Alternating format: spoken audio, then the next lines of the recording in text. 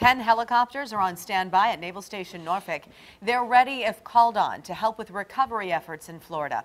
At the same time, Hampton roads and North Carolina are getting ready for the storm. Tropical storm Michael is making its way toward Virginia Beach right now, and city leaders say they are monitoring it all, specifically in the Back Bay area. That's where we find 10 on your side's Kayla Gaskins. And Kayla, some parts of the city are already dealing with flooding. Well, the southern wind from what is now Tropical Storm Michael is already pushing floodwaters up onto roads around Pungo. We're live right now on Muddy Creek Road, and this is one of the many roads around town that are already flooded. Some other roads that are seeing floods are Pleasant Valley. Horn Point Road is also flooded, and that road is actually shut down at this point. Indian River is another road that is seeing quite a bit of water. Now, Virginia Beach officials tell me that they have already finished out clearing the debris fences. They are still working on the culverts around town. They're expecting the worst of the flooding to come with the rain later on this evening. Now, coming up at 12:30, we'll talk about those beach conditions down at the ocean front, and officials say it's a pretty dangerous day to get in the water. We'll check back in with you in about 30 minutes. But for now, reporting live in Virginia Beach, Kayla Gaskins, 10 on your side. All right, Kayla, thank you. Stay safe out there.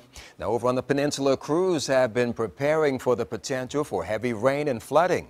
10 on your side's Kara Dixon is live in Hampton. Kara, are conditions there changing yet?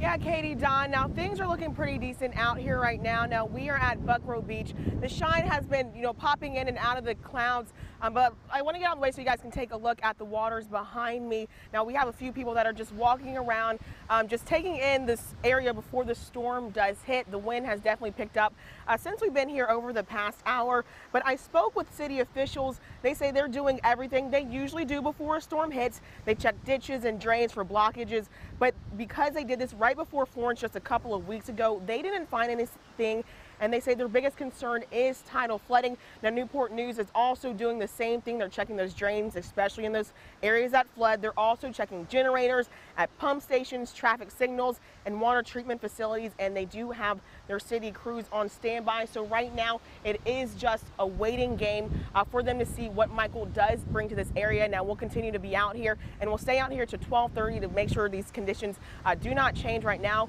But my colleague Jason Marks is in Williamsburg. Now, Jason, what is it looking like up there where you're at? Plenty of sunshine right now, but Kara, the big concern here in Williamsburg will be those high winds. The chief tells me, the fire chief says there is concern that those winds will cause trees to knock over and also some power outages. Now, we just did meet with the Williamsburg fire chief, Pat Dent. He's also the head of emergency management. He says he's been focused on Michael's path since yesterday morning. He tells me Williamsburg is not prone to flooding, so that's not a big concern. But they will be watching, obviously, those winds as they come through. That's going to be a major concern.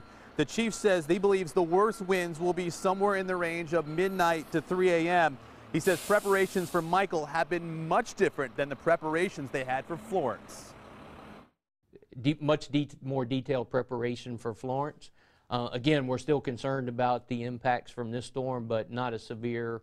It's going to weaken severely before it gets to the Williamsburg area.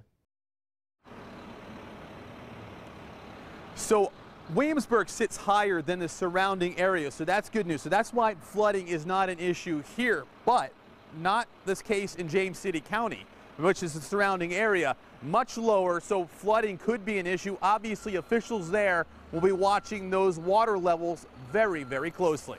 That's the latest here in Williamsburg. Jason Marks, 10 on your side.